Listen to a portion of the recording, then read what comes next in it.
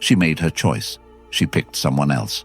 And then she waited, comfortable in the assumption that the choice would produce the response it had always produced, the reach, the plea, the message that confirmed she still had you exactly where she thought you were. She waited for the chase, and the chase never came. And what happened in that silence?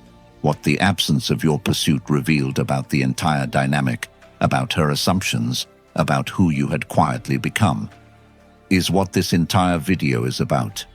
Like and subscribe to Stoic Blessing. We show up every week for the man doing the hard work. Let's get into it. The first thing to understand is what her choice was actually communicating. Beneath the surface of the decision itself, at the level of what it revealed about how she understood the dynamic between you. When someone makes a choice they know will hurt you, and makes it without apparent fear of losing you permanently, they are communicating something specific. Not necessarily cruelly, but clearly.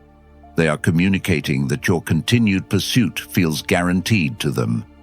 That the pain of losing you is not a price they are genuinely calculating, because the losing does not feel real.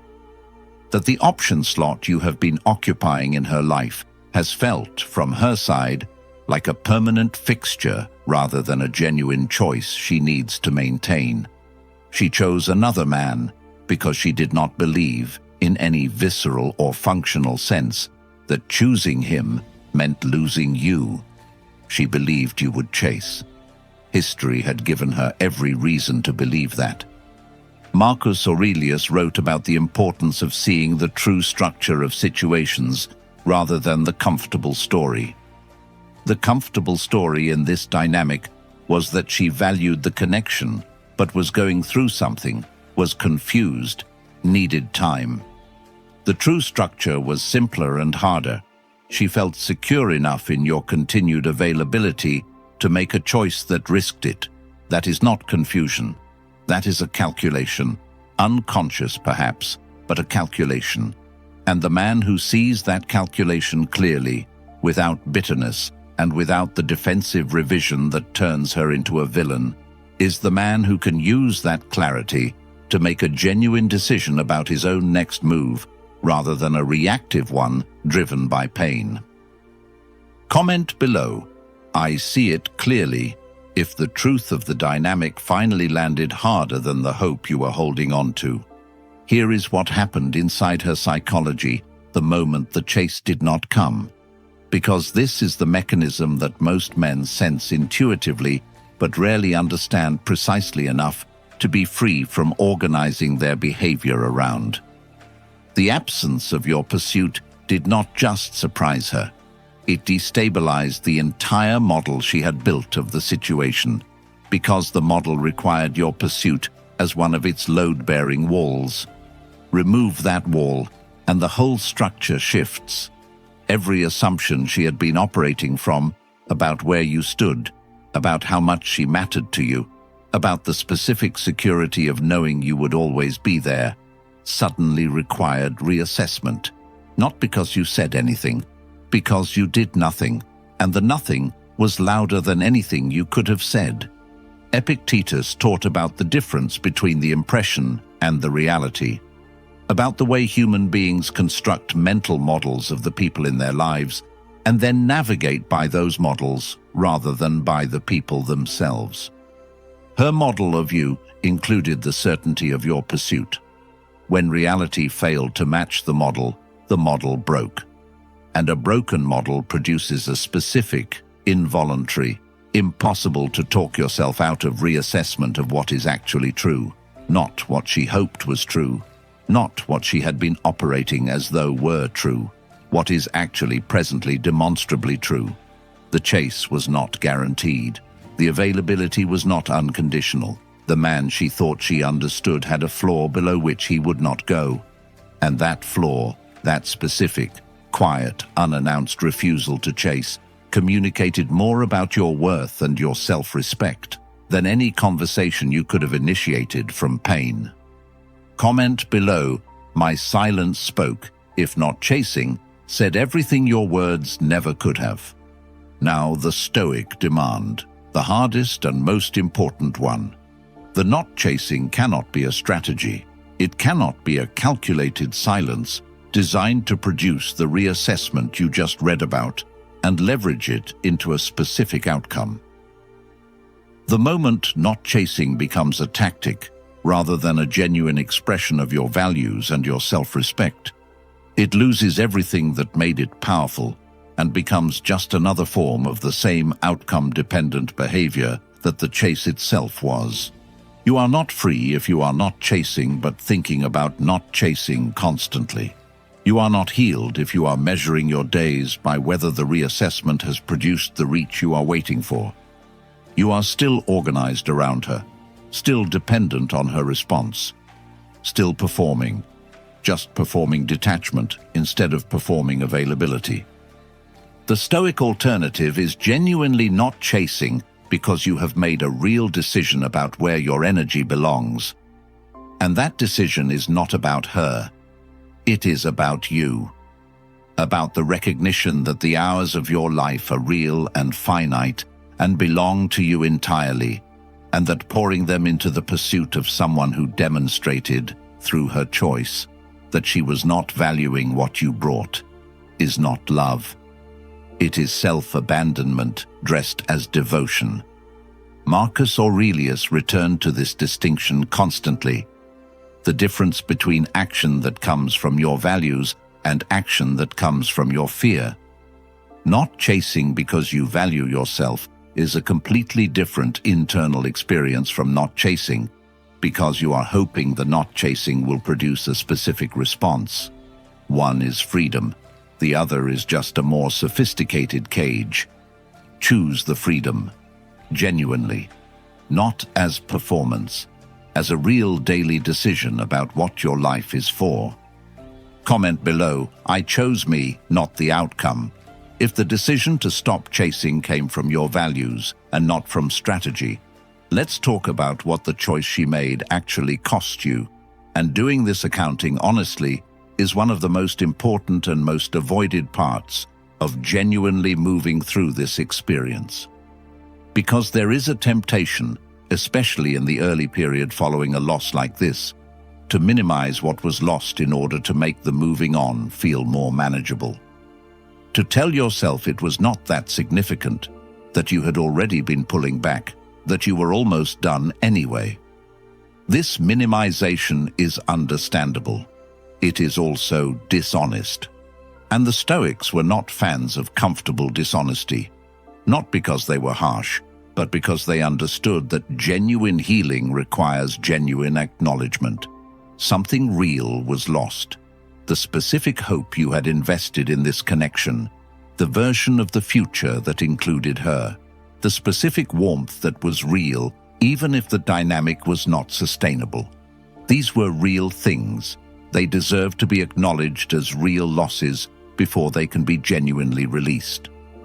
Seneca wrote about grief with a tenderness that surprises people who expect Stoicism to be cold and dismissive of feeling. He wrote that the man who does not allow himself to grieve genuinely does not actually get past the grief. He just relocates it, buries it under productivity and performance, and carries it as a low-grade weight that affects everything without being acknowledged as the source. The Stoic instruction is not to not feel. It is to feel completely and then choose deliberately. Feel the loss fully. Acknowledge what was real and what was genuinely worth grieving. And then, having given the loss its honest weight, make the choice to invest that weight into building rather than into the carrying of something that cannot be changed. That sequence, acknowledge, feel, choose, is the Stoic grief process. And the man who goes through it honestly rather than skipping to the performing fine stage is the man who actually comes out the other side genuinely free rather than temporarily functional. Comment below, I grieve it and I grow from it, if you've given yourself permission to feel the loss fully before you build through it. Here is what the not chasing built in you, because this is the piece that gets lost when the focus stays on her response and what she did or did not do with your silence. Every day you did not chase was a day you kept a promise to yourself. A specific, difficult, countercultural promise. The promise that your self-respect was not for sale, that the pain of the loss was not sufficient leverage to make you abandon your own ground, that the version of yourself that chased at any cost was no longer the version you were willing to be. Those days accumulated, and what they accumulated into was not just the absence of the chase. It was the presence of something genuinely new, a relationship with yourself built on the specific earned foundation of having been tested and having held. That kind of self-knowledge, the bone-level knowledge of your own reliability to yourself, does not come from comfortable circumstances. It comes from exactly the kind of pressure this experience put on you, and it is worth more than any outcome her choice could have produced. Epictetus taught that the only genuine victory available to a human being is the victory over their own worse impulses, the daily, imperfect, real choosing of their better self over the easier, cheaper, more immediately relieving alternative. Not chasing when chasing would have felt better in the short term is exactly that victory. And the man who wins that victory, who chooses himself over the temporary relief of the chase, discovers something about himself that no relationship outcome could have given him. He discovers that he is someone who keeps promises to himself when it is hard, not just when it is easy, not just when it costs nothing, when it costs something real. That discovery is not a consolation prize for not getting the outcome he wanted.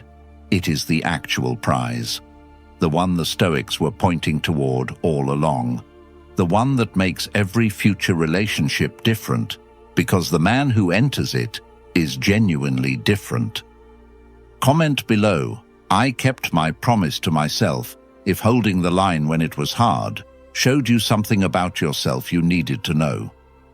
Let's address the arrival of her reach, because it comes in many forms, and every man who genuinely does not chase eventually encounters some version of it. Sometimes it is direct and honest, a genuine acknowledgement of what she did, and a real expression of wanting to reconsider. Sometimes it is casual and low investment, a meme, a memory, the thin opening of a door to see whether the not chasing was real or performative. Sometimes it is indirect, the story viewed at a specific time, the like that is just deliberate enough to be noticeable, the reappearance in spaces where she knows you are present. Whatever form it takes, the arrival of her reach is not the moment to abandon everything the not chasing built. It is the moment to use it, to bring the specific, grounded, genuinely self-possessed version of yourself that the work produced into the conversation, and let that version, not the desperate, hopeful, relieved version that the old dynamic would have produced, determine what happens next. The Stoic question in this moment is not, is she back? It is, what is she actually offering, and does it reflect the genuine change in dynamic that would make re-engagement worth the investment? Because a reach that comes from discomfort, from the specific discomfort of losing access to something she had been taking for granted, is not the same as a reach that comes from genuine recognition and genuine willingness to show up differently. The first is the option dynamic attempting to reassert itself under the cover of a softer approach. The second is something worth exploring with open eyes and real engagement. The man who has done the work knows the difference, not perfectly, not without the occasional confusion of hope with clarity, but fundamentally, in the way that matters, he has done enough honest accounting of the previous dynamic to recognize when what is being offered is genuinely new versus when it is the old structure in new packaging. Comment below. I only re-engage on real terms if you've decided that her reaching back is only the beginning of a conversation, not the end of one. Here is the honest Stoic accounting of what not chasing her cost you in the short term, because there is a cost, and pretending there isn't is the kind of comfortable dishonesty the Stoics had no patience for. Not chasing cost you the temporary relief of the reach, the brief, warm, immediately regretted relief of sending the message that might have brought her back to some version of the previous dynamic.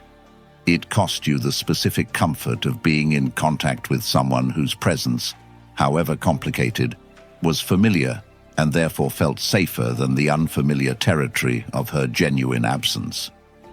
It cost you the particular anesthesia of hope, the low-grade, persistent, quietly consuming hope that keeping the line of communication open always provides. These are real costs. The not chasing was not free, and the man who acknowledges what it cost, rather than minimizing the loss to make the choice feel easier in retrospect, is the man who has the clearest understanding of what the choice was actually worth. What the not chasing was worth is this: it was worth the discovery that you could survive the cost, that the relief you did not take was survivable without taking it, that the comfort you did not reach for did not in its absence destroy you, that your sense of self, battered perhaps, grieving certainly, but fundamentally intact, did not require her continued presence to remain functional. That knowledge, survivable without her, okay, without the reach, intact without the validation, is the specific, non-transferable, earned through living knowledge that changes everything about how you move forward, not just in this situation, in every situation.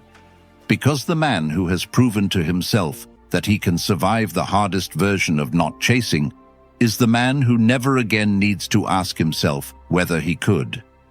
He knows, and that knowing is the quiet, certain, unshakable foundation on which everything the Stoics were pointing toward is built. Comment below, "I survived not reaching and I'm still standing," if the cost of not chasing turned out to be something you could carry. The last thing, the thing that pulls every thread of this video into the single most important understanding you can take from it. She chose another man thinking you would chase. You did not chase. And that single decision, made in pain, made without certainty, made against every short-term instinct, and in service of a longer-term truth, changed the entire story. Not just the story of the dynamic between you, the story of who you are. Because the man who does not chase when chasing would have been easier, who holds his own ground in the specific, quiet, unglamorous way of simply refusing to abandon it, is a different man from the one who would have chased. Not better in the abstract, different in the specific way that matters most. He has demonstrated to himself, through the only method that produces genuine rather than performed certainty, that his self-respect is real, not aspirational, real, demonstrated under pressure, verified through action. The kind of real that cannot be argued away or talked out of because it is not a belief, it is a fact that he lived into one difficult, unchased day at a time. That man, the one who did not chase, who survived the not chasing, who built something genuine in the silence that her choice left behind, is not available to be filed away as an option.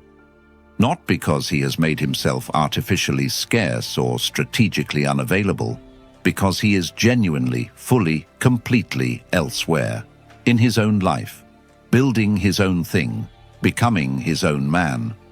And the next person who encounters him will encounter someone who knows, quietly, certainly, without needing anyone to confirm it, exactly what he is worth. Not because she told him, because he showed himself. And a man who has shown himself his own worth through the fire of not chasing, when chasing would have been easier, that man is the whole point of everything Stoic philosophy was always building toward. Like and subscribe to Stoic Blessing.